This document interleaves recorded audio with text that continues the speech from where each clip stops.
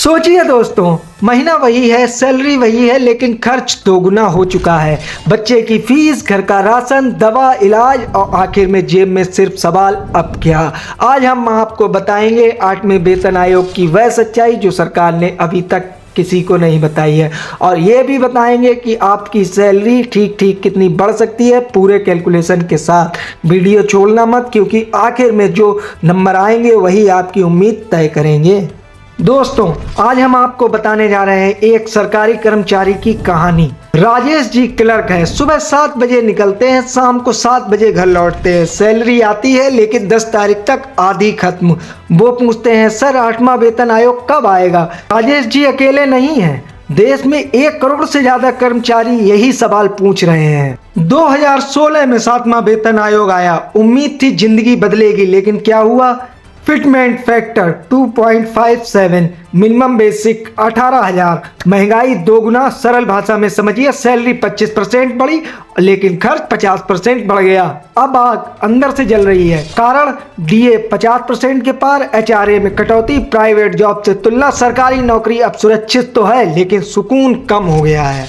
दोस्तों, अब सबसे जरूरी शब्द समझ लेते हैं, फिटमेंट फैक्टर। फिटमेंट फैक्टर का मतलब होता है आपकी पुरानी बेसिक सैलरी को कितने गुना बढ़ाया जाएगा। 7वें वेतन आयोग में सरकार ने यह फैक्टर रखा था 2.57, लेकिन अब कर्मचारी संगठन मांग कर रहे हैं कि वे 8वें वेतन आयोग में यह फैक्टर 3.68 से 4.0 होना चाहिए।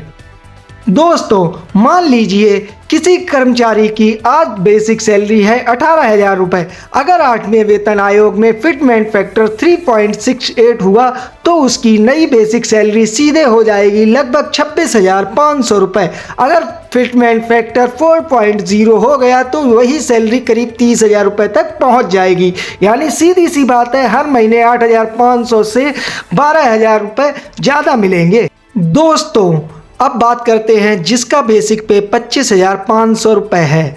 मान लीजिए अगर किसी की अभी की बेसिक पे 25,000 रुपये है तो 3.68 फैक्टर पर नई बेसिक बनेगी करीब 38,000 रुपये, और 4.0 फैक्टर पर यह बढ़कर लगभग 42,000 रुपये हो सकती है। मतलब हर महीने 12,500 से 16,500 रुपये सीधे ज़्यादा।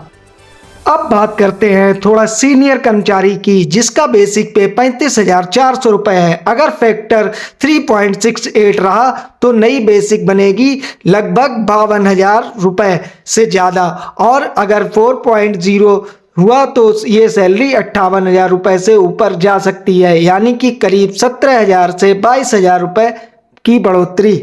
और दोस्तों, ध्यान से सुनिए, ये जो सैलरी हमने बताई है ये सिर्फ बेसिक सैलरी है। इसके ऊपर डीए अलग से जुड़ता है, एचआरए अलग मिलता है और टीए भी अलग। यानी कुल मिलाकर हाथ में आने वाली सैलरी इससे कहीं ज़्यादा होती है।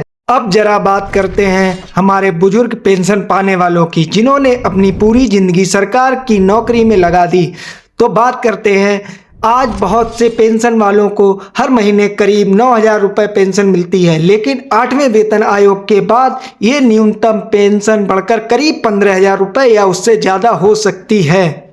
अब एक ज़रूरी बात समझिए, डीए मतलब महंगाई भत्ता। जैसे ही नया वेतन आयोग आता है, पुराना डीए जोड़कर नई पेंशन तय की जाती है। यानी महंगाई का जो फ़ायदा था वो पेंशन में पक्का जुड़ जाता है। तो दोस्तों, अब बात करते हैं सरकार इस बात पर चुप क्यों है। सरकार सीधे हाँ क्यों नहीं बोलती? बजट का दबाव होता है, चुनावी रणनीति बन रही होती है, समय सही होने का इंतजार कर रहे होते हैं, लेकिन इतिहास कहता है जब दबाव बढ़ता है फैसला आता है।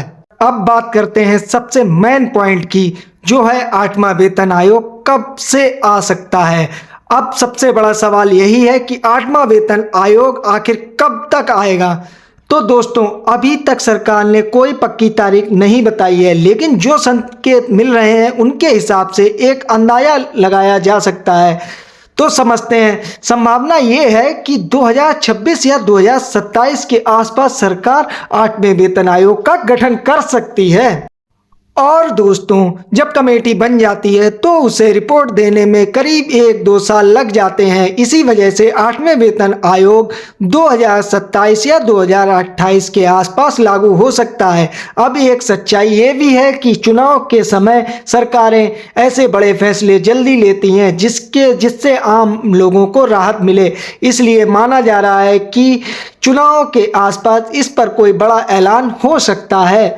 मतलब साफ है दोस्तों, अभी इंतजार करना पड़ेगा, लेकिन उम्मीद पूरी है कि 8वां वेतन आयोग जरूर आएगा। अगर आप चाहते हैं 8वें वेतन आयोग जल्द आए तो ये वीडियो सिर्फ देखें नहीं बल्कि इसको फैलाइए, लाइक करिए, कमेंट करिए, सब्सक्राइब करिए दबा के। तो मिलते हैं अगले वीडियो में। नमस्कार दोस्तों।